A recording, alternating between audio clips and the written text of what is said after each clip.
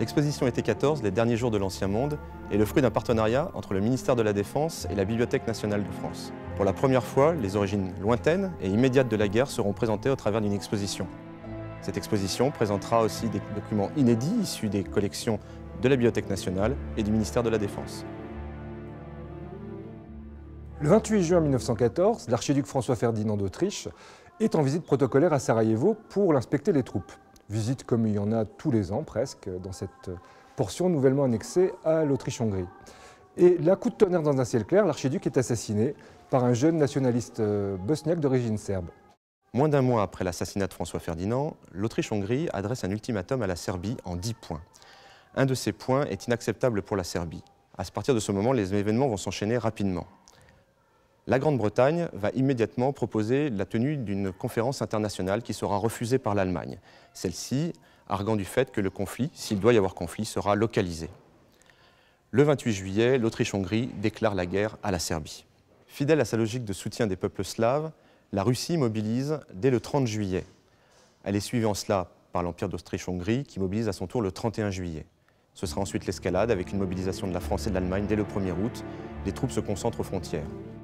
Alors même si personne ne s'attend spécialement à la guerre en cet été 14, il faut bien se dire que dans tous les états-majors, on prépare une éventuelle guerre. C'est le rôle même d'un état-major. Que ce soit les Français ou les Allemands, ou les Russes, ou les Autrichiens, dans tous les pays, on commence à développer des plans. Le plan Schlieffen pour les Allemands, qui consiste à attaquer d'abord les Français pour pouvoir se retourner dans un deuxième temps contre ce qu'ils considèrent comme leur principal ennemi, à savoir les Russes.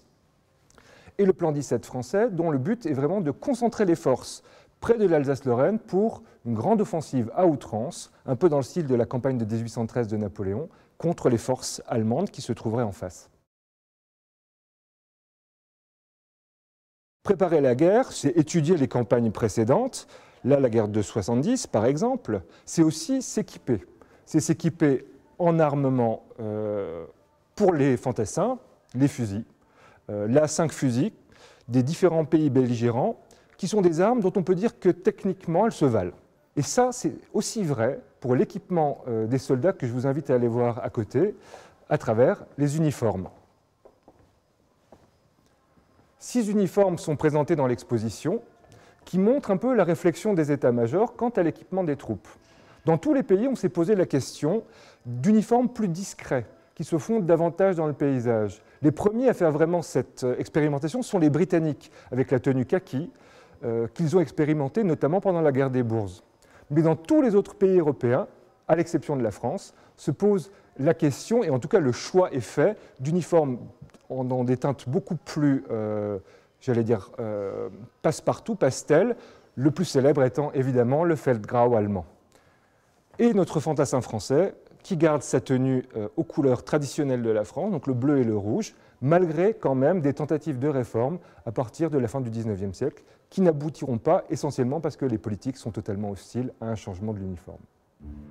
Dans les sociétés européennes, et en particulier dans la société française, des courants de pensée très opposés sont présents. D'une part, des courants pacifistes, représentés par les socialistes, par des chrétiens sociaux ou par des humanistes. D'un autre côté, des courants bellicistes qui, au contraire, voient dans la guerre une manière de régénérer ces sociétés.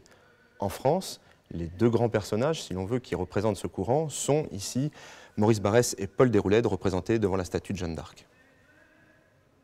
Alors, quelles sont les causes de cette Première Guerre mondiale? Il y a évidemment des causes immédiates, comme l'attentat de Sarajevo. Il y a aussi des causes qui sont beaucoup plus profondes et qui sont principalement de 3 ordres. Il y a d'abord des rivalités coloniales. Typiquement les crises marocaines de 1905 et 1911. Il y a aussi des rivalités économiques. Surtout à partir de 1905, vous avez vraiment une augmentation des rivalités économiques, principalement là, entre le Royaume-Uni et l'Allemagne. Enfin, il y a la place de l'Allemagne sur l'échiquier politique mondial. L'Allemagne est devenue la première puissance industrielle mondiale, il n'y a aucun doute. Et l'Allemagne cherche à avoir une place politique qui est au niveau de sa place économique. La seule solution que l'Allemagne peut trouver pour obtenir cette place, c'est un conflit. Si les états-majors avaient prévu une guerre courte et brève, mais cependant violente, ils n'imaginaient pas à quel point elle serait destructrice aussi bien pour les paysages que pour les hommes. Dès le début du mois d'août, les armées françaises et allemandes, françaises soutenues par le corps expéditionnaire britannique, s'affrontent violemment. L'utilisation d'une artillerie de campagne légère, le mythique canon de 75 français et le canon de 77 allemand, renforcé par l'utilisation massive pour la première fois des mitrailleuses, et vous pouvez en voir quelques-unes ici, provoque dès les premiers jours des milliers de morts. Pour la seule journée du 22 août, on estime le nombre de morts français à 27 000, ce qui en fait la journée la plus sanglante de toute l'histoire militaire de la France.